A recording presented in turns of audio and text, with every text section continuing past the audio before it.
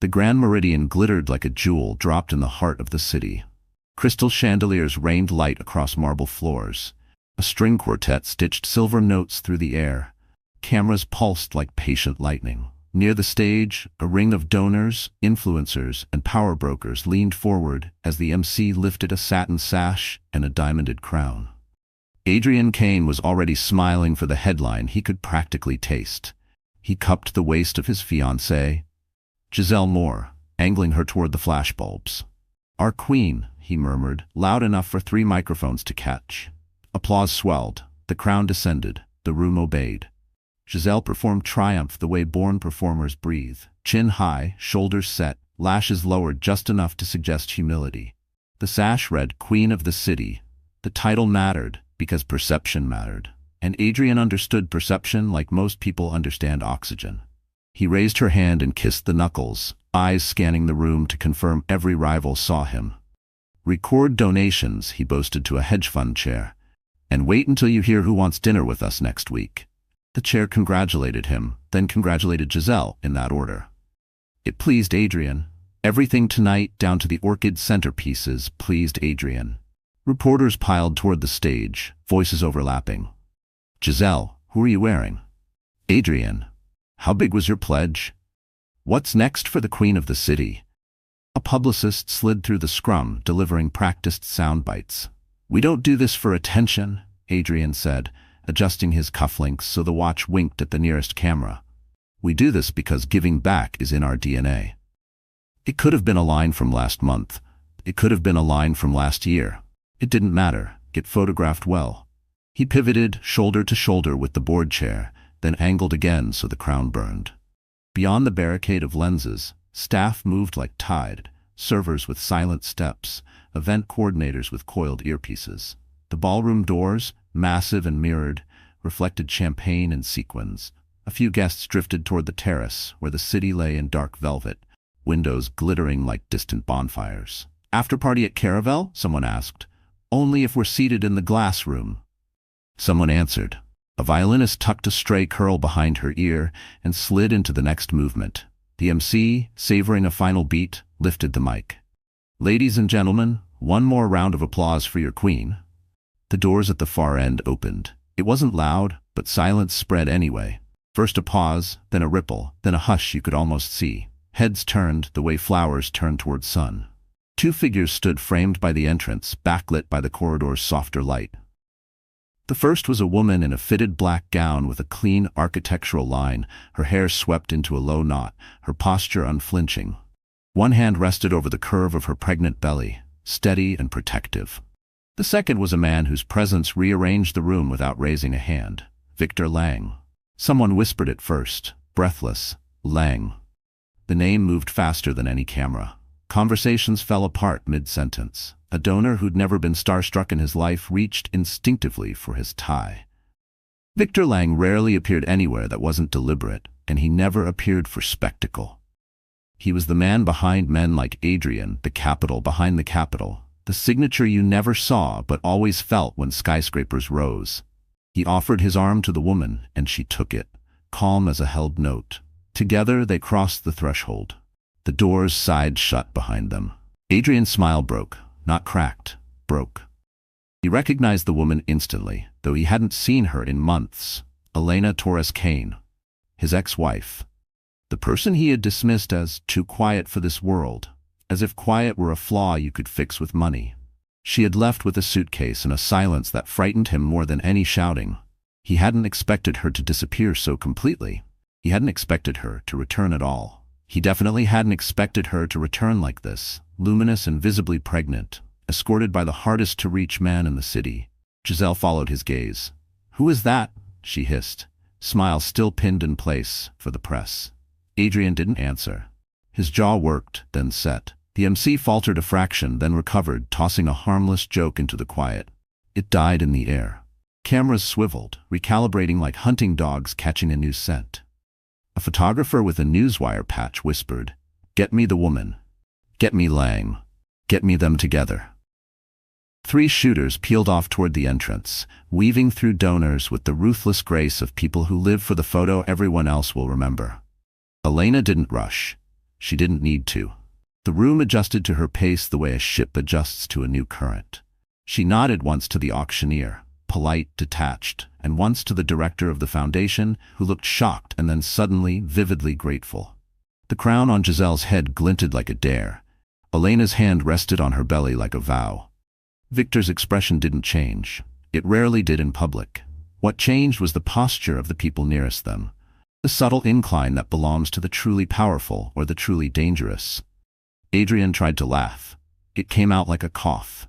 "Security," he muttered to a staffer, but he didn't finish the sentence because there was nothing to finish. No one removes Victor Lang. No one escorts Elena anywhere without her consent. Not tonight. He adjusted his tuxedo as if the fit had betrayed him. "Why is she here?" Giselle asked, voice thinner. "This is my night." The publicist leaned in. "Smile. Stay with the step and repeat. We control the narrative." The publicist had never met a narrative like the one walking calmly down the center aisle. People began to stand, not in ovation exactly, but in that involuntary way crowds rise when an arrival matters. The foundation's largest donors had already read the confidential giving ledger. Some of them had already seen a name they'd never expected to see attached to a number that broke records. They didn't know if they were supposed to clap. They didn't know if they were allowed to breathe. Elena reached the clearing in front of the stage and stopped, perfectly positioned between the crown and the microphones. The quartet, not knowing what else to do, kept playing. Adrian hopped off the riser, cutting across cable lines toward her. "What are you doing?" he said, choosing a smile he'd used on investors he was about to undercut. Up close, Elena looked different. Not harder, exactly, truer. "Enjoying the gala," she said. Her voice had the evenness of someone who'd practiced not for performance, but for peace. She glanced at his bow tie, then at the crown. "Congratulations." He stared at her hand on her belly and felt something complicated and hot behind his ribs.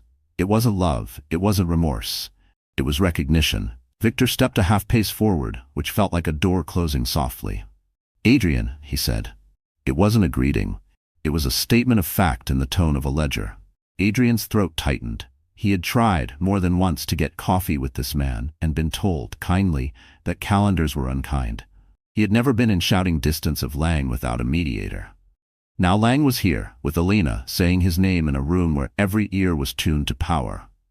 "Mr. Lang," Adrian said, discovering that his mouth had gone dry. On stage, the MC cleared his throat. "Friends," he tried. "Friends, tonight we celebrate generosity." He fumbled a card, found another. "We also celebrate surprises." Nervous laughter skittered, then stopped when the foundation director approached the mic. Cheeks flushed with the kind of gratitude people usually reserve for miracles. "Before we continue," she said carefully, "we would like to acknowledge a gift that changed this evening, and frankly, our year." She looked toward Elena as if seeking permission. Elena didn't move. Victor didn't blink. "We will share details shortly," the director finished. "For now, thank you." Giselle's crown felt suddenly heavy. The pins bit her scalp. She looked at Adrian like he owed her a new reality. "Tell me," she whispered through her smile, "that this is a coincidence." Adrian stared at Elena's dress, the seam that skimmed the fabric that caught light without begging for it, and found himself hating the way the room tilted toward her as if she were magnetic north. "It's fine," he said, because fine was a word he could say without meaning. "This is noise." But the noise was focus, and the focus had shifted, and everyone with a camera knew it. A reporter reached Elena first. "Miss Kane, are you here to support the Queen of the City?" The use of her married name snapped a small tether in Adrian's chest. Elena lifted her eyes to the reporter, then past her, to the donors whose checks had bought weeks of hospital beds and months of after-school programs. "I'm here to support the city," she said, "and the children who live in it." She didn't look at the crown. She didn't need to. The crown looked at her. Somewhere in the back, someone finally started clapping. It spread, hesitant, then sure. Victor offered Elena his hand again, and she took it. Together they turned slightly toward the foundation director, toward the stage, toward whatever the night was about to become. Adrian stood rooted, smiling for cameras that weren't pointed at him anymore. The quartet drifted into a brighter key. In the glass doors, the city's lights shifted, like a living thing.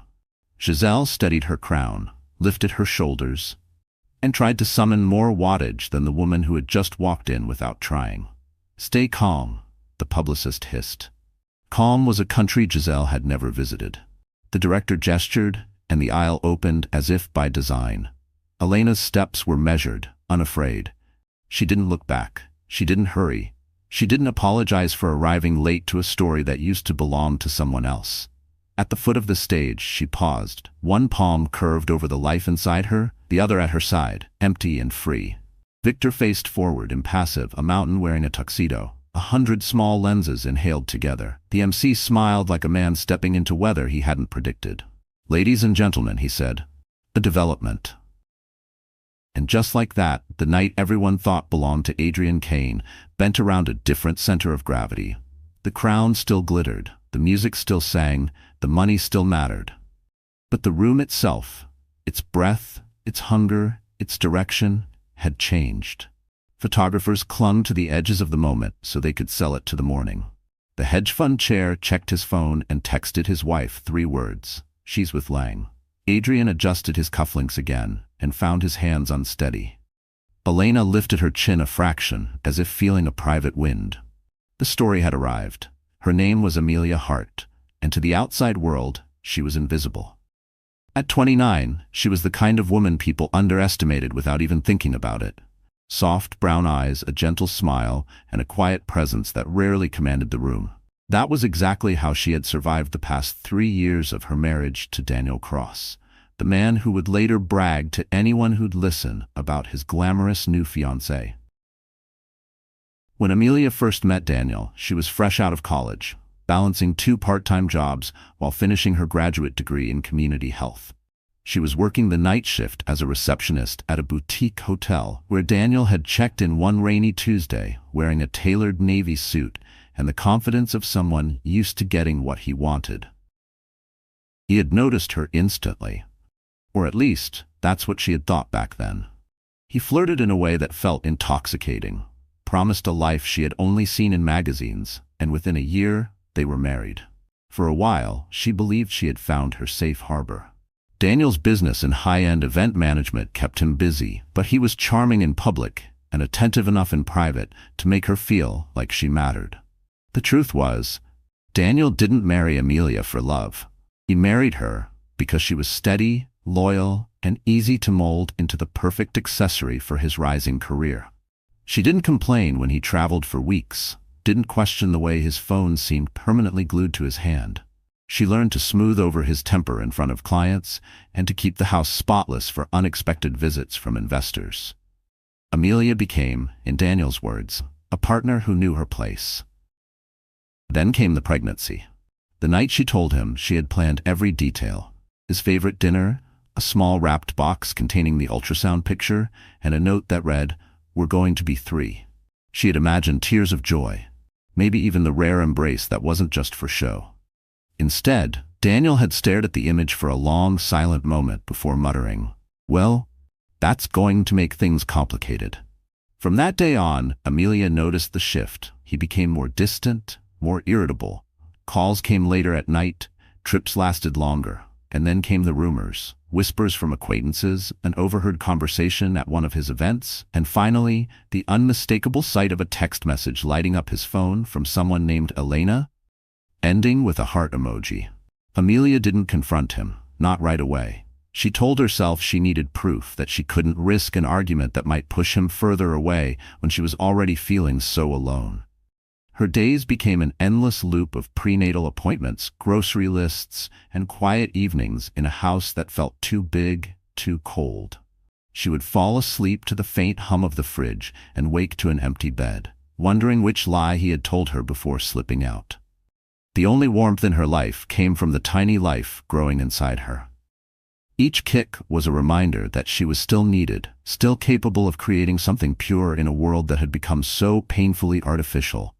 She would place her hand on her belly and whisper promises about safety, about love, about never letting this child feel the kind of abandonment she felt every time Daniel chose someone else over her.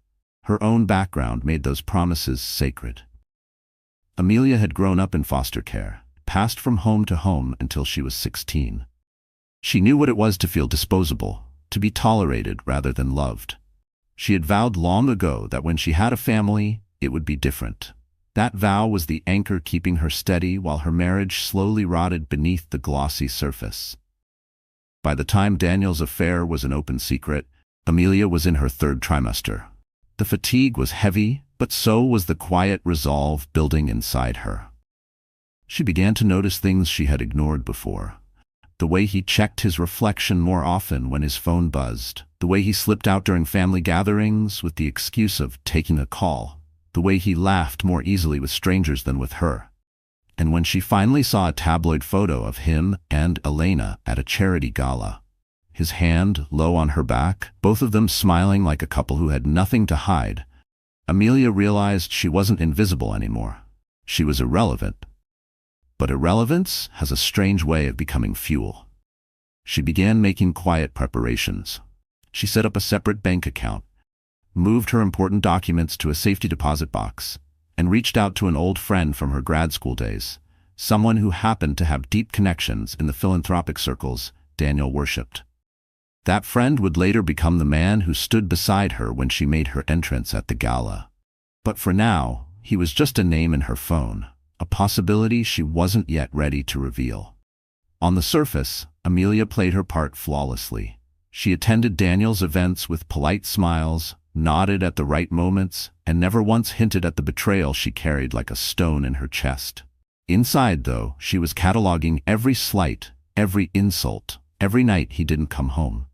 She was storing it all away for the moment she knew would come, the moment he would push her entirely out of his life to make room for Elena. That moment came sooner than she expected. It was a Tuesday morning when Daniel casually mentioned that he had been asked to attend the Crown and Charity Gala, the city's most exclusive event. "They're only inviting top-tier contributors this year," he said, pouring coffee like they were talking about the weather. "Naturally, I'm bringing Elena." The words hit her like a physical blow. "Elena?" she repeated, her voice steady despite the sudden rush of heat in her cheeks. He didn't look up. "She's better suited for this kind of event, you understand." And just like that, the man she had once thought would protect her had erased her from his biggest night, replacing her with the woman who had been chipping away at their marriage for months. Amelia didn't argue. She didn't cry. She simply nodded, letting him think he had won. But inside, something clicked into place, a quiet, steel-edged certainty that she wasn't just going to be erased. She was going to walk back into his perfect evening and burn the memory of her into every mind in that room. And when she did, she wouldn't be alone. The Crown and Charity Gala was more than just a social event. It was the single night of the year when the city's elite came together to flaunt their wealth under the guise of generosity. Tickets cost more than some people's annual salaries, and that was before you factored in the silent auction items, private islands for a week, vintage wines from royal cellars, dinners with celebrities flown in just for the occasion. To be invited was to be relevant, to attend was to be seen, and to be crowned Queen of the City was to own the narrative for months afterward. Held at the historic Langford Grand Hotel, the ballroom was a cathedral of opulence. Marble floors reflected light from the hand-cut crystal chandeliers that hung like frozen fireworks. Towering floral arrangements spilled over with rare orchids and roses bred in temperature-controlled greenhouses halfway across the world. Each table was dressed in midnight blue silk linens with place cards scripted in gold ink. Even the champagne flutes bore the gala's crest, a gold crown etched into crystal. For the right people, even the glassware was a signal of power. Behind the glamour, there was a rhythm to the night that insiders understood. The early hour belonged to the red carpet, flashbulbs popping as women in couture gowns stepped out of town cars, diamonds catching the camera's hunger. The mid-evening belonged to the auction, where fortunes changed hands with the lift of a discreet paddle. And the late hour? That belonged to the crowning of the Queen of the City, a tradition born decades ago as a way to honor the woman who raised the most money for the gala's chosen charity. It was equal parts competition, performance, and political maneuvering. This year, the stakes were higher than ever. The gala's beneficiary was the Children's Promise Foundation, a cause close enough to the heart to disarm cynics, but broad enough to draw massive donations. The rumor said that the title was already in the bag for Elena Cross, the same Elena Daniel had replaced Amelia with. Elena had charmed the judges, the press, and, most importantly, the board of donors. The fact that Daniel had all but installed himself as her campaign manager only added fuel to the story. Daniel arrived early that night with Elena on his arm, radiating the smug energy of a man certain he was about to be photographed into history. He wore a black tuxedo tailored to perfection, the kind that whispered wealth without having to shout it. Elena wore a champagne-colored gown, dripping in sequins, each step sending ripples of light across the polished floor. Her crown-to-be had not yet touched her head, but in her mind, and in Daniel's, she was already wearing it. Every move Daniel made that night was calculated. He steered Elena toward the most powerful clusters of people, making introductions like a king presenting his queen. "You'll be seeing her on stage soon," he told a hedge fund executive, his tone dripping with certainty. Cameras followed them, eating up the narrative, the dazzling newcomer, the ambitious partner, the unbeatable campaign. Somewhere in the room, a reporter was already drafting tomorrow's headline.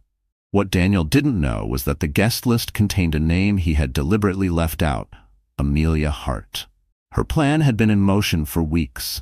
The moment Daniel told her she wasn't suited for the gala, Amelia had reached out to Victor Lang, a man whose influence at this event was unmatched. Victor was the kind of power you didn't see on stage. He was the one deciding who got to be there in the first place. His foundation was the gala's largest donor, and what he supported, the board supported. Amelia had met him years earlier through her nonprofit work, and though they had never been close, he remembered her sincerity and the depth of her commitment to children's causes. She didn't ask for a favor, she presented him with an opportunity. Her proposal was simple: a substantial donation from her own startup's charitable arm, directed entirely toward the Children's Promise Foundation, in partnership with the Lang Foundation. The amount was enough to shift the night's record-breaking tally. It also came with one condition: she would attend the gala as Victor's guest. Victor didn't hesitate. "I like a good story," he said over the phone, his voice carrying the kind of calm authority that could both unsettle and reassure. "And I think this one will be memorable." So while Daniel paraded Elena in front of cameras, Amelia was preparing for her own entrance. In a suite upstairs, a stylist adjusted the train of her midnight black gown, a piece custom-made for her by a designer she had once illustrated children's books with, back when her life was simpler. Her hair was swept into a low chignon, and the only jewelry she wore was a pair of sapphire drop earrings, Victor's quiet suggestion. The deep blue caught the light like secrets catching air. The timing of her arrival was deliberate. Too early, and she would be just another guest drifting in with the crowd. Too late, and the focus would be locked on Elena's crowning. She and Victor waited until the silent auction was winding down, when the chatter was loudest and the cameras were searching for their next target. Then, just as the MC was preparing to announce the top donors of the evening, the grand ballroom doors opened. No one noticed at first, and then someone did. The sight of Victor Lang, rarely seen in public, walking in with a pregnant woman on his arm was enough to pull eyes from every corner. Conversations faltered. Photographers pivoted like soldiers following a new command. And as the pair moved forward, the energy in the room shifted. The floral scent, the hum of conversation, the faint notes of the string quartet, all of it seemed to dim against the sudden spotlight that followed them. From his place near the stage, Daniel froze. For a second, his mind refused to process what he was seeing. Amelia? Here.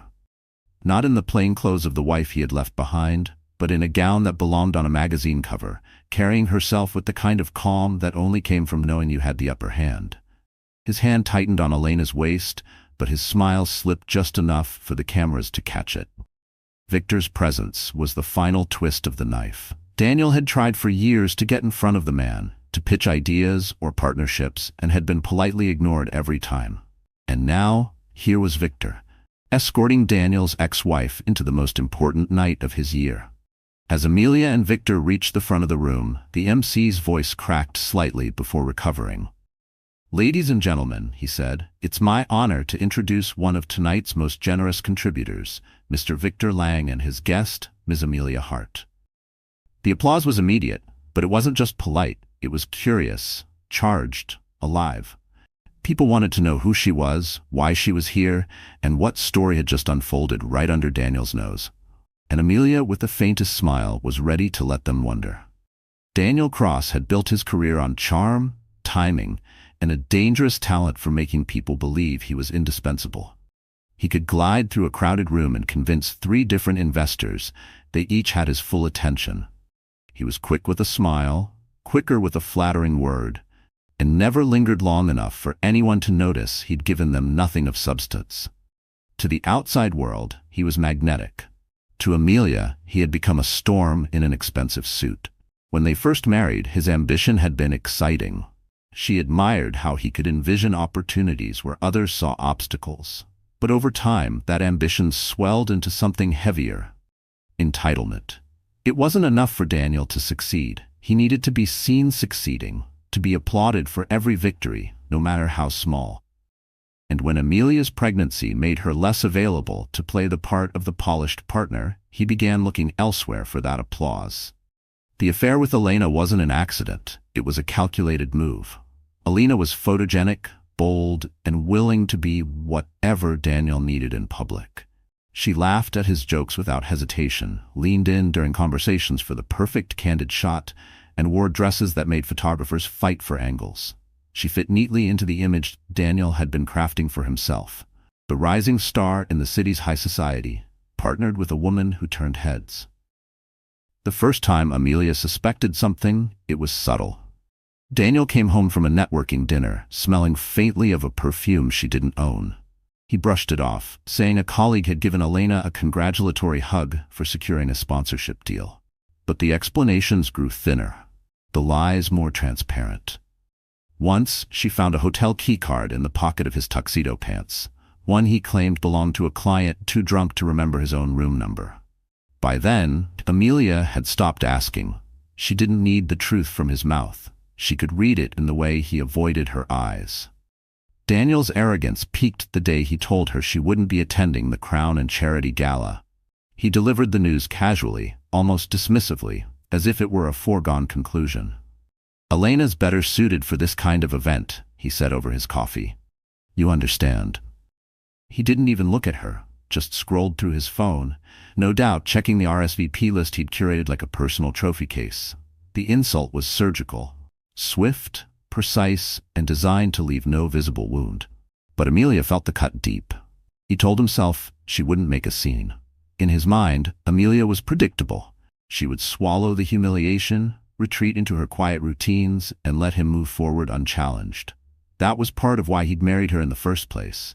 She wasn't a threat. She didn't have the claws for his world. Or so he thought.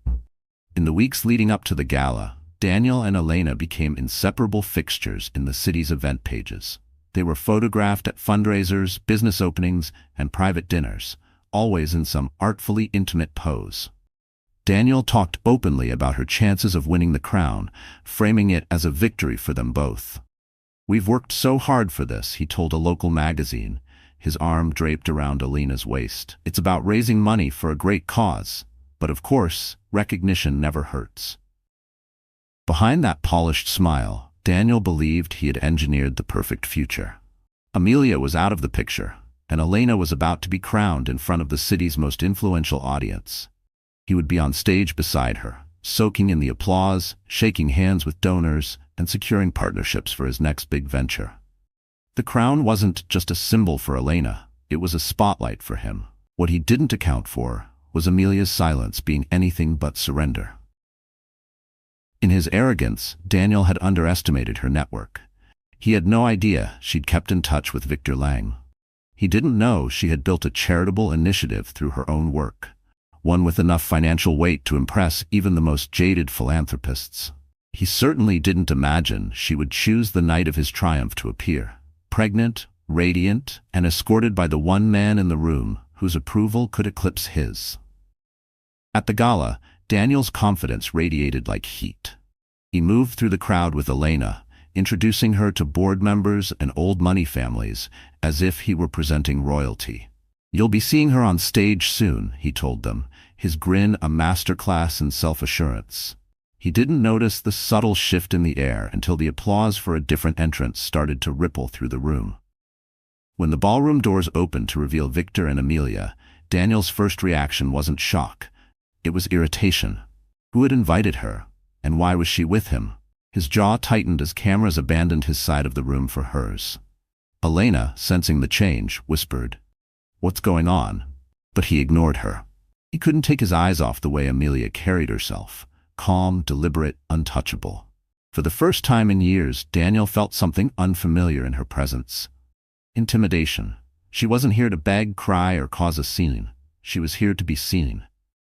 And she was succeeding. Still, his arrogance wouldn't let him accept what was happening. He convinced himself it was a coincidence, a fluke. Maybe Victor had simply invited her as a courtesy. Maybe no one in the room knew who she was. Maybe this wouldn't matter by the time the crown was placed on Elena's head. But when the MC announced Amelia as one of the night's most generous contributors, standing alongside Victor Lang, those maybes turned to ash. Daniel clapped mechanically, forcing his expression into something polite. Inside, his thoughts spun like a centrifuge. He needed to regain control of the narrative. He needed to pull Elena back into focus. He needed the cameras to return to him. But the more he tried to reclaim the spotlight, the clearer it became that it was gone. The guests who had been circling him moments earlier were now angling for introductions to Amelia. The board members he'd been courting were leaning toward Victor, their smiles genuine in a way they'd never been for him. And in every photo, there she was, glowing, centered, undeniable. Daniel's arrogance had blinded him to the possibility that Amelia could ever stand on equal ground with him. Now she was standing taller. What stung most wasn't the loss of attention. It was the realization that he had done this to himself. By underestimating her, by pushing her out, by thinking she was better suited to stay home, he had given her the perfect stage for her return. And she had taken it without a single word of warning. As the night moved toward the crowning, Daniel tried to focus on the plan he'd built for months, but the cracks were there, widening with every glance in Amelia's direction. He smiled for the cameras, but behind the mask, the truth was setting in. The man who prided himself on controlling every outcome had just lost the one that mattered most. The ballroom was designed for spectacle, but it wasn't supposed to belong to her. From the moment Amelia stepped inside on Victor Lang's arm, the oxygen in the room seemed to shift. The applause that greeted them wasn't the polite, obligatory kind Daniel had orchestrated for Elena. It was genuine, curious, and tinged with awe. People rose slightly from their chairs, leaning to get a better look. Photographers swarmed as if someone had just whispered the words, "front page." Victor's presence was the detonator. He didn't attend public events lightly, and when he did, it was because something or someone mattered. Guests who had been ignoring the donor list suddenly recalled the largest contribution of the evening. A staggering sum attributed jointly to the Lang Foundation and Amelia Hart. No one had seen her in months, and now she was here, visibly pregnant, in a gown that made her look like she'd stepped out of a fashion editorial, walking beside the most influential man in the room. Daniel felt the eyes pivot. Moments ago, he'd been holding court near the stage, Elena at his side, both of them basking in the glow of near-certain victory. Now that light was gone, swallowed by the gravitational pull of a woman he had dismissed as irrelevant. Elena's nails dug into his arm through the sequined fabric of her gown. "Why is she here?" she whispered, her smile frozen for the benefit of the cameras that still lingered. Daniel forced a shrug, his jaw tightening. "She's not important," he said, but the lie tasted like metal. The MC, sensing the room's new focus, cleared his throat into the microphone. "Ladies and gentlemen," he began, "please join me in welcoming Mr. Victor Lang and his guest, Ms. Amelia Hart, two of our most generous benefactors this evening." The applause swelled, flashing bulbs popping in rapid succession. Daniel clapped too, the sound mechanical, each strike of his palms echoing the fact that his carefully planned narrative was unraveling. Amelia didn't hurry. Each step toward the front of the room was deliberate, her posture regal, her chin slightly lifted. She glanced around, as though taking in the decor, the guests, the night itself, never once acknowledging Daniel directly. It was the kind of composure that made people wonder if she knew something they didn't, and she did. When she and Victor reached the edge of the stage, the foundation director hurried over, clasping her hands warmly. "Miss Hart, we're so honored," she gushed, the sincerity in her voice amplified by the microphone she'd forgotten she was still holding. "Your contribution will change so many lives." Amelia's reply was simple, her voice carrying without effort. "That's why we're here. It's about the children, not the crown." Her words seemed casual, but Daniel heard the sting buried in them. The cameras heard it too. The audience laughed softly, not at her, but with her. It was the kind of moment money couldn't buy. Authentic, disarming, unforgettable. And in that instant, the hierarchy shifted. Elena was no longer the centerpiece. She was the accessory to a man whose former wife had just stolen the spotlight without even trying. Daniel tried to reassert control. He led Elena toward a group of influential donors, hoping to redirect attention. But even as they shook hands and exchanged pleasantries, he could feel it, their eyes flicking over his shoulder, tracking Amelia's movements. Conversations cut short as people excused themselves to say hello to Victor. The same donors Daniel had been courting for weeks were now beelining toward his ex-wife. When the MC returned to the microphone to announce the evening's top donors, the room braced for the expected. In years past, the honor had gone to established names, legacy families. This time, there was a twist. In third place, he announced, the Crown and Charity Committee thanks Mr. and Mrs. David Renner. Polite applause. In second place, Daniel Cross and Miss Alina Rowe. The applause was louder than polite, but softer than expected. Daniel's smile froze. And in first place, the MC continued, setting a new record for a single donation in gala history, the Lang Foundation, in partnership with Miss Dayton. The ballroom erupted. Cameras flashed like a storm. People rose to their feet. Even those who didn't know Amelia felt compelled to applaud. This was the kind of gesture that defined the night. She and Victor stepped forward, and the MC offered them the microphone. Daniel felt the humiliation burn like acid in his chest. Elena's grip on his arm slackened. Amelia spoke briefly, thanking the foundation and the guests for their generosity. She didn't mention Daniel, didn't acknowledge Elena, didn't so much as glance their way. But every person in that room knew exactly what was happening. This was a reclamation, not of a relationship, but of dignity, of power, of narrative. When she handed the microphone back, Victor leaned toward the MC and said something quietly. The MC nodded, smiling, then turned back to the crowd. "Ladies and gentlemen," he said, "it's my understanding that Miss Hart's contribution this evening was inspired by a commitment to community that predates this gala. She's been working for years to expand educational resources for underprivileged children, and tonight her vision will be fully funded." It wasn't just a win. It was a legacy. The applause went on long enough that Daniel stopped clapping before it ended. Every cheer felt like a nail sealing the coffin on the image he had built for himself and Elena.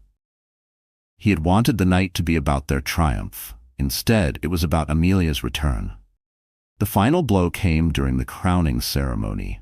As the MC prepared to announce the Queen of the City, the audience was still buzzing from Amelia's appearance. Elena's name was called, as expected, and she walked to the stage with a practiced smile. Daniel followed, positioning himself for the photographers, but the applause that greeted her was thinner than the roar Amelia had received minutes earlier. The crown glittered, but it felt like costume jewelry, compared to the weight of what Amelia had already claimed. When the photo call began, Daniel noticed the cruel efficiency of the press. They took the required shots of Elena in her crown, then pivoted to capture Amelia and Victor in conversation with the city's most influential figures. By the time dessert was served, it was clear which images would dominate the next morning's coverage. Elena tried to mask her frustration, but Daniel could feel it radiating off her. "I thought you said she wouldn't be here," she muttered. He didn't respond. There was nothing to say. From across the room, Amelia met his eyes for the first time all night. There was no gloating in her expression, no malice, just a calm, unshakable certainty. It was the look of someone who knew she'd already won the only battle worth fighting. And in that moment, Daniel understood the true humiliation. Not that she had stolen his spotlight, but that she had never needed it in the first place. Before Amelia Hart walked into the Crown and Charity Gala with the poise of someone who belonged there, she had fallen so far, she wondered if she'd ever stand again. The morning Daniel told her she wouldn't be attending, she held herself together just long enough for him to leave the house. She smiled faintly, nodded, even kissed his cheek. The door shut behind him with a click that felt like a lock on a prison cell. As soon as the sound faded, her body sagged against the kitchen counter. Her knees buckled. She slid down to the tile floor, still clutching the coffee mug she hadn't touched. For a long time she didn't cry, just sat there, staring at the grain of the wood cabinets. The baby moved, a gentle flutter, and she pressed a trembling hand to her belly. "It's okay," she whispered, though she didn't believe it. "We're okay." She wasn't, not even close. That afternoon, she walked through the house like a ghost, every room whispering reminders of what had changed. The dining room, where they'd once shared long dinners, now looked like a showroom for strangers. The master bedroom felt colder than the street outside.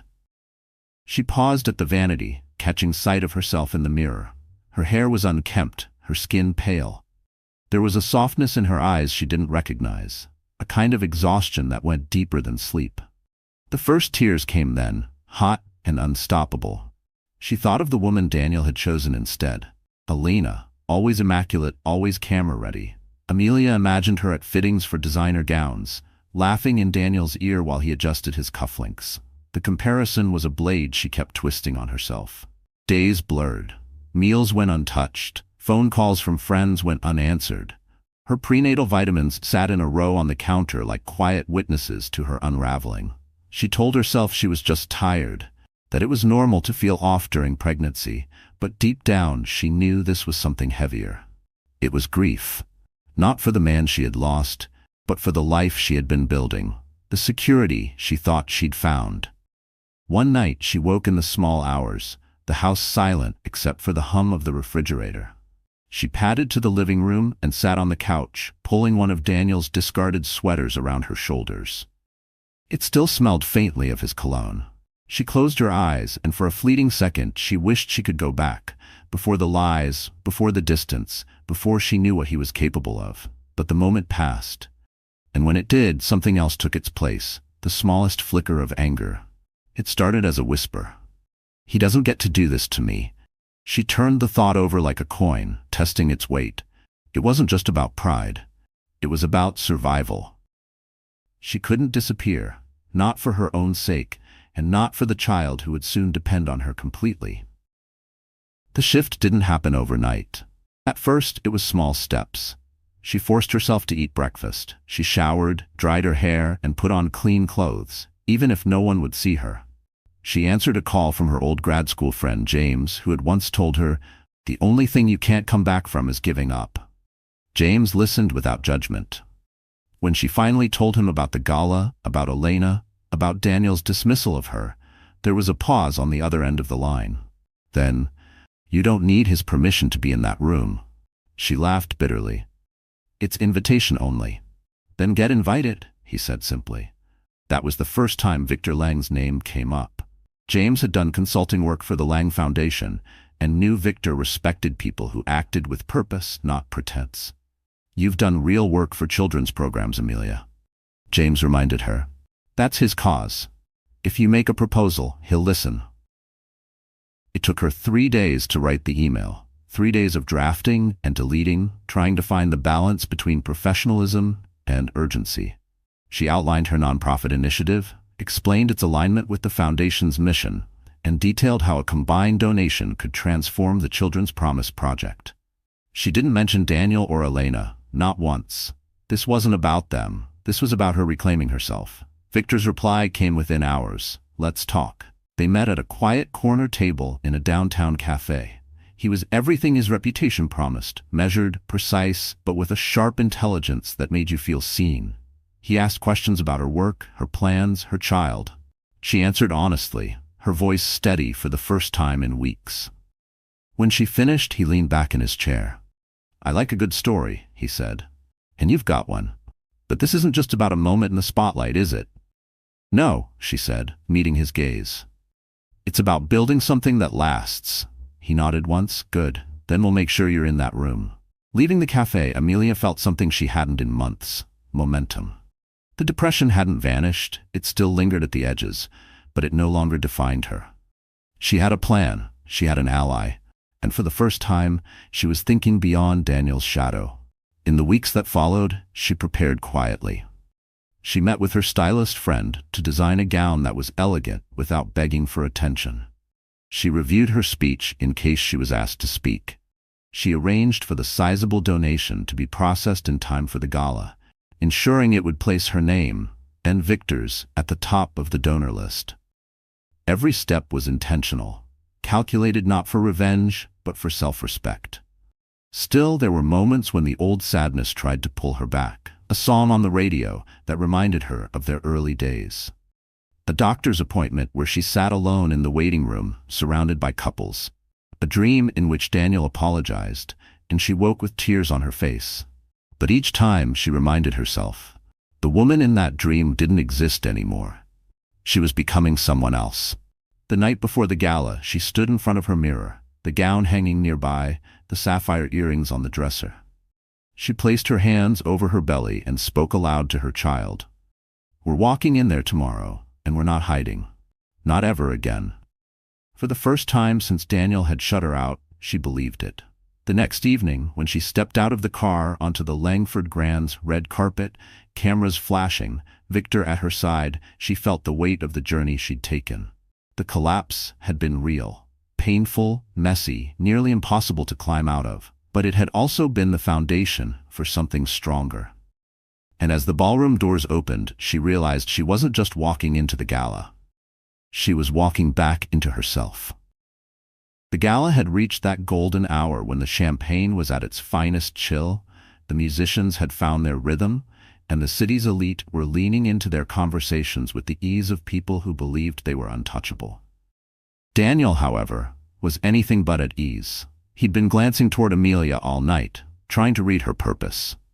The fact that she hadn't so much as acknowledged him gnawed at him more than a public confrontation would have. But Amelia wasn't there for confrontation. She was there for revelation. While Elena made her rounds, trying to reclaim scraps of the attention that had slipped through her fingers, Amelia stood with Victor near the silent auction display. Guests approached in small waves, donors, board members, even 2 city officials, each eager to thank her for her contribution. She listened, smiled, and engaged with genuine warmth, but behind her calm exterior, she was watching the room like a chessboard. The opportunity came when the foundation director tapped a crystal glass for attention. "Ladies and gentlemen," she said, "before we continue with tonight's final pledges, Mr. Lang has requested a few minutes to share an exciting announcement." A ripple of curiosity swept through the crowd. Victor Lang rarely spoke publicly, and when he did, it was for something significant. He stepped to the microphone, his deep voice cutting through the ambient chatter. "Tonight is about generosity," he began. "About using influence and resources to make a real difference. I've been fortunate to partner with many individuals who share that vision. This year, one of those individuals has not only contributed financially, but has committed to a 5-year plan to expand the reach of the Children's Promise Foundation far beyond this city's borders." He paused, letting the words sink in. Cameras angled forward. "That partner," Victor continued, "is standing right here, Miss Amelia Hart." Applause thundered. Amelia stepped forward, her expression composed, though her heart pounded in her chest. She took the microphone from Victor, feeling the eyes of the entire room, and Daniel's most of all, on her. "I wasn't sure I'd be here tonight," she began. "Not because I didn't care about the cause, but because life has a way of making you feel small when you've been told you don't belong somewhere. But the truth is, belonging isn't given. You claim it." Murmurs of agreement rippled through the audience. "My work with children's programs has shown me that the real change happens when you think bigger. So with Victor's partnership, we'll be launching the Heart Lang Initiative, a program that will fund education, healthcare, and mentorship opportunities for underprivileged children in 5 cities across the country. The applause grew louder, but Amelia wasn't finished.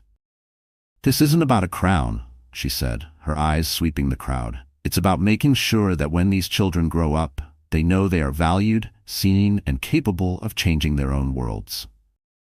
It was subtle, but Daniel felt the hit. She'd used his language, valued, seen, but not for him, not for the image he'd built. She'd taken it and made it something real. As the applause swelled again, Amelia handed the microphone back to Victor. But before stepping away, she added, "And for those wondering, yes, I'll be in this city for a while. My family will be here." That was the moment Daniel's stomach dropped. My family. Not my child. My family. It was intentional, and it was aimed straight at him. A few heads turned toward her rounded belly, then toward Victor. Whispers began to weave through the crowd. Victor, unbothered by the speculation, concluded the announcement and invited everyone to join in the final round of bidding. But the air in the room had changed. Amelia's words had planted questions. Questions no one would ask her directly tonight, but that would be discussed in penthouses and boardrooms by morning. Daniel moved toward her, his steps quick but controlled. "What are you doing?" he hissed when he reached her, forcing a tight smile for the benefit of a nearby photographer. "Supporting a cause," she said evenly, taking a sip of champagne. "Same as you." "You know what I mean," he pressed, lowering his voice. "You're making people think." "What they think isn't my concern," she interrupted. "I told the truth. I'll be here, with my family." Her calmness infuriated him. He wanted her rattled, defensive, apologizing. Instead, she was composed, radiant, and untouchable. "You can't just—" he started, but she was already turning to greet another guest. Across the room, Elena was watching, her jaw tight. She didn't need the full context to understand that the night's perfect narrative had been cracked down the middle. Every smile she gave now felt forced, every congratulation hollow. The crown on her head felt lighter than the weight in her stomach. Back near the stage, Victor leaned toward Amelia. "You handled that well," he said quietly. "I wasn't trying to handle anything," she replied. "I just told the truth." "Truth," Victor said with a faint smile, "is the most effective strategy, especially when people expect you to stay silent." As the gala wound toward its close, the whispers only grew. Some speculated that Victor was the father of Amelia's child. Others guessed that she had been brought in as a deliberate counterweight to Daniel and Elena's rise. No one knew the exact story, and that was precisely how Amelia wanted it. The mystery made her presence even more potent. Daniel, meanwhile, was left playing defense in a game he thought he'd already won. Every handshake came with a question disguised as a compliment. Every smile felt like it was masking curiosity about Amelia, not interest in Elena. He could feel his control slipping with every passing minute. By the time the final toast was made, it was clear the night would be remembered for one thing, and it wasn't Elena's coronation. It was the unexpected return of a woman everyone had underestimated, and the partnership she had formed with the one man in the room Daniel couldn't compete with. As guests began to leave, Amelia stood near the exit with Victor, thanking people for attending. When Daniel and Elena approached, she met their eyes with that same calm certainty she'd worn all night. "Congratulations," she said to Elena, her tone polite but cool. "It's a beautiful crown." Elena forced a smile. "Thank you." Then Amelia's gaze shifted to Daniel. "I'll see you around," she said, and there was no threat in her voice, just inevitability. Daniel nodded stiffly, but inside he knew this wasn't over. Not because he had unfinished business, but because Amelia had just begun hers. And that was the real twist. The gala wasn't her comeback. It was her opening move. 2 weeks after the gala, Amelia Hart was no longer the woman Daniel thought he could erase. The morning after that night, her name and photograph were everywhere, splashed across society pages, business columns, and charity newsletters. Headlines called her the surprise star of the Crown and Charity Gala, and the woman who outshone the Queen. Some framed it as a mystery. Who is Amelia Hart, and why did Victor Lang bring her? Others focused on her initiative, praising the Hart-Lang partnership as the most ambitious children's program the city had ever seen. Amelia didn't hide from the attention. She embraced it. But she was strategic. She declined gossip interviews, redirecting every conversation back to the Heartland Initiative. She accepted invitations to speak at events, not for exposure, but to build credibility as a leader in philanthropy. She understood that her presence at the gala had been dramatic, but sustaining influence required more than one night. The transformation began in her personal life. She moved out of the house she had shared with Daniel, choosing a penthouse apartment in the heart of the city. It wasn't ostentatious, but it was modern, filled with light and, most importantly, hers. She furnished it with pieces she loved: an oversized reading chair, art from local painters, and a kitchen stocked with the tools she actually used. The nursery, painted in soft shades of gray and cream, overlooked the skyline. She wanted her child's first view of the world to be expansive. Physically, she took care of herself with a discipline that surprised even her. She began working with a prenatal fitness trainer recommended by Victor's wife, an elegant woman who had taken an immediate liking to Amelia. She booked regular appointments with a stylist who understood how to enhance her natural beauty without making her look like someone she wasn't. Her hair, once hastily tied back, now framed her face in soft waves. Her wardrobe shifted from practical but forgettable to refined: tailored dresses, silk blouses, and statement coats that turned heads without screaming for attention. But the real change was internal. The quiet, self-effacing woman who once deferred to Daniel's every decision was gone. In her place was someone who understood her own value, who could walk into a room of power brokers and hold her ground. She didn't just react anymore, she planned. She made lists, set goals, and refused to let fear dictate her choices. The humiliation she'd endured had become fuel. Victor noticed the difference immediately. In their weekly meetings about the initiative, she was sharper, more assertive. She challenged ideas, proposed partnerships, and navigated delicate negotiations with a finesse that made even seasoned board members take note. "You've always had it," Victor told her one afternoon as they left a strategy session. "You just needed to stop asking for permission to use it." The city noticed too. Within a month, she was invited to join the advisory board for another major children's charity. Her face appeared in a profile piece for a national magazine about women leading change. She was photographed attending a fundraiser alongside CEOs, elected officials, and artists, always poised, always in control. Daniel, meanwhile, was watching all of this unfold from the sidelines, and it was eating at him. He had expected the gala to be a one-time disruption, a dramatic but fleeting appearance. Instead, Amelia's influence was growing. Donors he'd been courting were now contributing to her initiative. Event invitations that once came to him and Elena now went to Amelia and Victor. Even Elena had begun to sense the shift, her public smile tightening every time Amelia's name came up in conversation. But Amelia wasn't playing a game to undermine them. She was building something that had nothing to do with them at all. Her focus was forward. She was preparing for the arrival of her child, finalizing the first year's projects for the initiative, and making sure her new life was one she could sustain without leaning on anyone who might take it away. The biggest step in her transformation came when she agreed to give a keynote speech at the city's annual Women in Leadership Summit. The theme was resilience and reinvention. She didn't name Daniel, didn't recount the personal betrayal in detail, but her words carried the weight of her experience. Sometimes, she told the packed auditorium, we are pushed out of spaces we thought we belonged in. It feels like a door slamming. But what I've learned is that sometimes that slam is an invitation to build a different door, one that leads exactly where you were meant to go. The standing ovation was immediate. Reporters quoted her for days afterward. Clips of her speech were shared online, accompanied by comments from women who saw their own stories reflected in hers.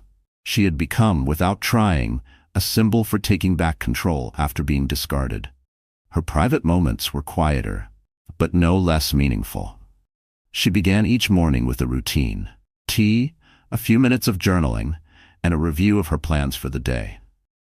In the evenings, she would sit by the nursery window, one hand resting on her belly, thinking about the kind of future she wanted to create, not just for her child, but for herself. Her confidence didn't mean she was immune to vulnerability. There were still nights when she lay awake, memories of her marriage flickering like an old film reel. But now, she didn't dwell there. She acknowledged the pain, then turned her focus back to the present. She reminded herself that the woman in those memories had survived, and the woman she was now was thriving. By the time winter's first snow dusted the city, Amelia was unrecognizable from the person who had once crumpled on the kitchen floor. Her calendar was full, her initiative was ahead of schedule, and her phone was constantly buzzing with new opportunities. More importantly, she felt steady, rooted in a sense of self-worth that no crown, no man, and no betrayal could take away. When she caught her reflection in the elevator mirror one evening, hair perfectly in place, eyes sharp, a subtle smile playing at her lips, she realized the transformation wasn't about appearance at all. It was about ownership. She had reclaimed her narrative, and she wasn't giving it back. Daniel might still be telling anyone who'd listen that Elena's crown was the pinnacle of their success, but Amelia knew better. Crowns tarnish. Influence fades. What lasts is the life you build when you stop asking to be included and start deciding where you belong. And Amelia Hart had decided. The annual City Leaders Forum wasn't a glamorous event like the Crown and Charity Gala, but it was arguably more important. It was where the real power players gathered, not just to be seen, but to make decisions that shaped the city's future. Politicians, CEOs, foundation heads, and media executives filled the grand conference hall, each with a vested interest in the proposals being presented. This year, the keynote panel was on innovating philanthropy, and 3 featured speakers were announced weeks in advance: Victor Lang, the chair of the City Development Council, and Daniel Cross. What Daniel didn't know, what no one outside a select few knew, was that a 4th speaker had been quietly added to the program just 3 days earlier. Her name appeared at the very end of the agenda: Amelia Hart, founder, Hart Lang Initiative. She hadn't planned to share a stage with him so soon. But when the forum organizers called, explaining that they wanted her perspective on building sustainable charitable models, she recognized the opportunity for what it was: the perfect public setting to dismantle the image Daniel had been crafting for years. Not with accusations, not with gossip, but with proof. The day of the event, Amelia arrived in a tailored dove-gray suit and pearl-drop earrings, her hair swept into a sleek knot. She looked every inch the executive she had become, serious, composed, and utterly unbothered. Victor met her in the lobby, his expression unreadable. "Ready?" he asked. "I've been ready since the gala," she replied. Inside the main hall, Daniel was already holding court near the stage, shaking hands with council members, smiling for photos. Elena was there too, in a fitted crimson dress, clearly enjoying the attention of the press, who still referred to her as last year's queen of the city. When Daniel spotted Amelia walking in with Victor, his smile faltered for a split second before snapping back into place. The morning sessions passed in a blur of presentations and discussions. Amelia remained quiet, listening, taking notes. She wasn't here to dominate the event. She was here to strike once, decisively. The panel began after lunch. Victor spoke first, outlining the importance of transparency and collaboration in philanthropy.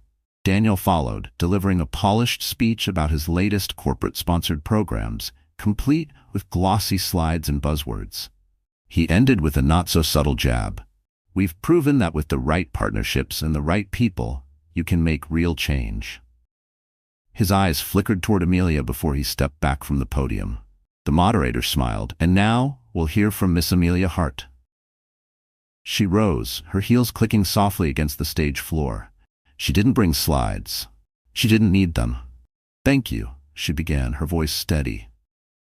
"We've talked today about partnerships and change, but change doesn't come from image. It comes from impact, and impact requires accountability." She paused, letting the room settle.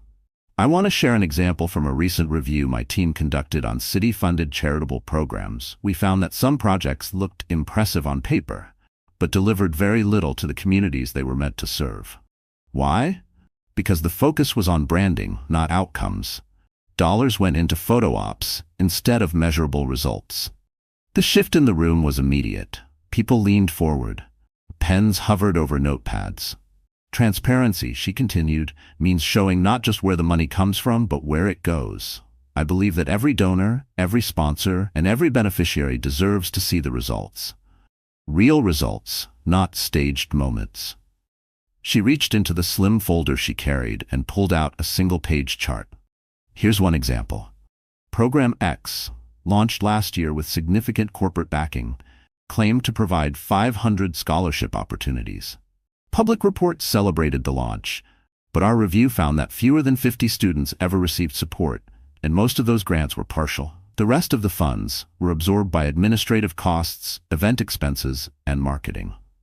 There was a murmur across the audience. The program's name wasn't on the chart, but those who knew the industry recognized the details. They also knew whose company had sponsored it, Daniel's. Amelia didn't look at him. She didn't have to. Now, she said, this isn't about pointing fingers, it's about raising standards.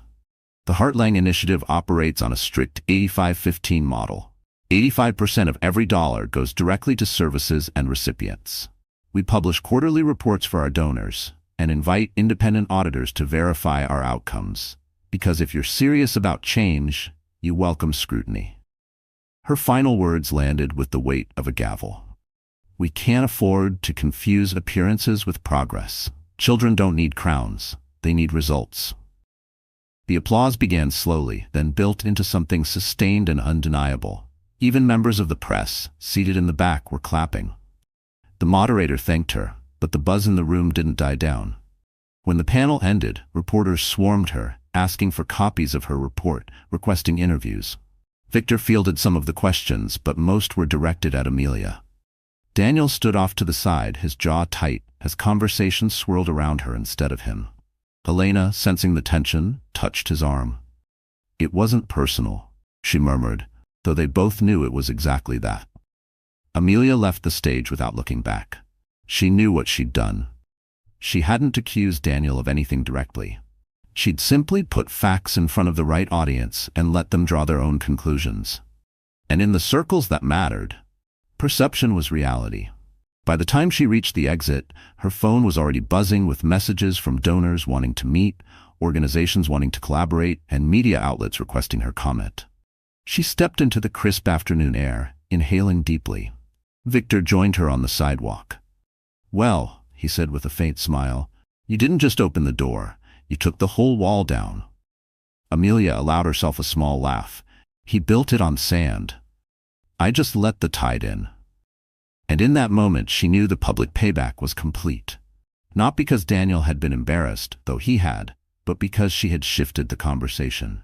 She had taken the space he tried to claim for himself and filled it with something better, something lasting.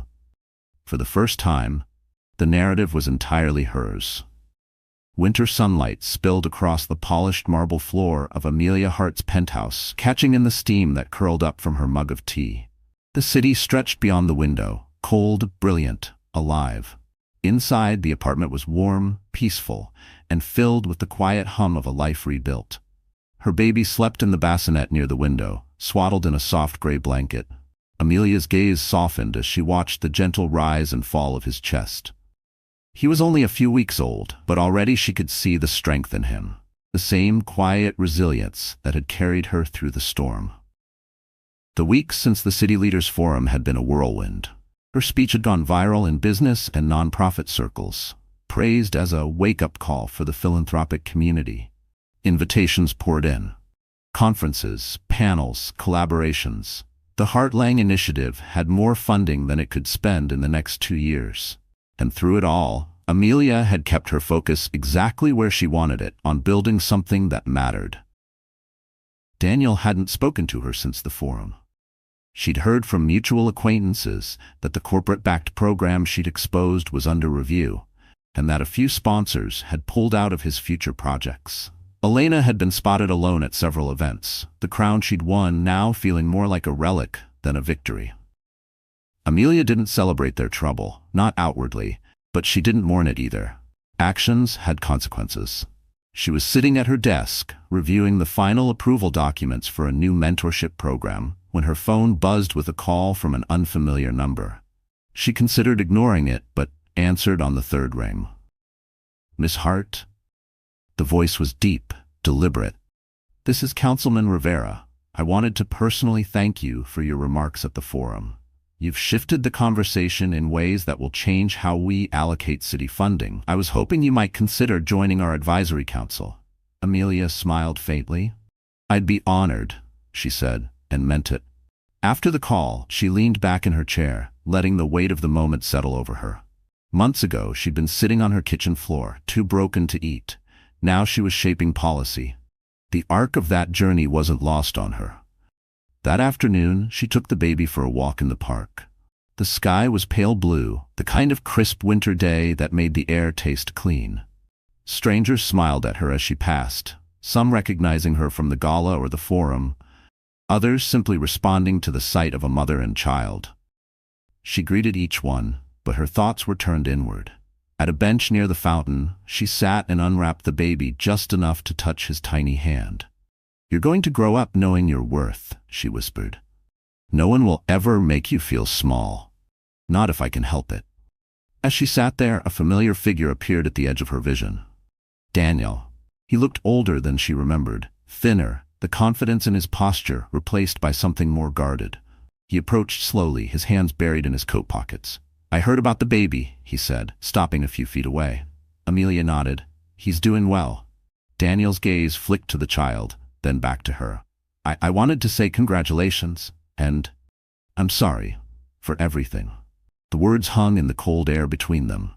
Once she might have clung to them, dissected them, tried to find sincerity in their edges. Now she simply accepted them for what they were, a late admission, more for his conscience than for her healing. "Thank you," she said evenly. "I hope you find what you're looking for, Daniel." He nodded, his jaw tight, and walked away without another word. Amelia watched him go, not with anger, not with longing, but with the kind of detachment that comes when something has truly ended. As the sun began to dip, she wrapped her son again and headed home. The city lights flickered on one by one, glowing against the darkening sky. By the time she reached her building, her phone was buzzing again. Another meeting request, another opportunity. She smiled as she silenced it, deciding it could wait until tomorrow. That evening, she sat by the nursery window, her son sleeping soundly beside her. She picked up her journal and began to write, not about Daniel, not about the pain, but about the future. Lesson 1. Never let anyone decide your worth. Lesson 2. The crown is nothing without the work behind it. Lesson 3. Sometimes the best revenge is simply refusing to be diminished. When she finished, she closed the journal and looked out over the city. Somewhere out there, people were still talking about the gala, the forum, the rivalry that had fueled countless headlines. But Amelia knew the truth. The real story wasn't about a crown, or a man, or even a single night's triumph.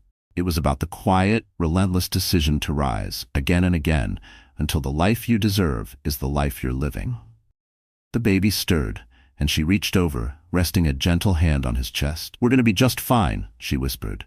"Better than fine." In the weeks that followed, her influence only grew. She launched the mentorship program, expanded the scholarship initiative, and opened talks for a children's wellness center. She hired a team, mentored young women in business, and spoke at universities about resilience. Her story traveled farther than she could have imagined, not as a tale of scandal, but as proof that being underestimated could be the best advantage. One night, months later, she attended another gala, this time as the guest of honor. The room rose when she entered, not because of a crown or a title, but because she had earned their respect. Victor introduced her with a simple truth. Some people wait to be invited to the table. Others build their own. Amelia stepped to the microphone, her voice steady. "I've been called a lot of things these past few months," she said with a smile. "But the one I hold on to is survivor. Not because I endured, but because I chose to live better. And that's my challenge to every woman in this room. You are not what was done to you. You are what you decide to do next." The applause was thunderous, the kind that vibrated in your chest. Cameras flashed, but Amelia barely noticed. Her focus was on the faces in the crowd, some smiling, some teary-eyed, all of them listening. When she stepped away from the podium, she felt no need to look back. The chapter was closed. The crown, the betrayal, the public payback, they were part of her story, but not the definition of it. Amelia Hart had moved on, and in doing so, she had won in the only way that mattered. So the story has ended. My wonderful friends, are you still here with me until now? If you are, it means something in Amelia's journey has quietly touched your heart. Remember this heterodox truth. Scars are proof that the broken can still be beautiful. No matter what life takes from you, you can still rise and shine. If you feel that in your soul, please like, share, and subscribe, and leave a comment so I know you're walking this path with me.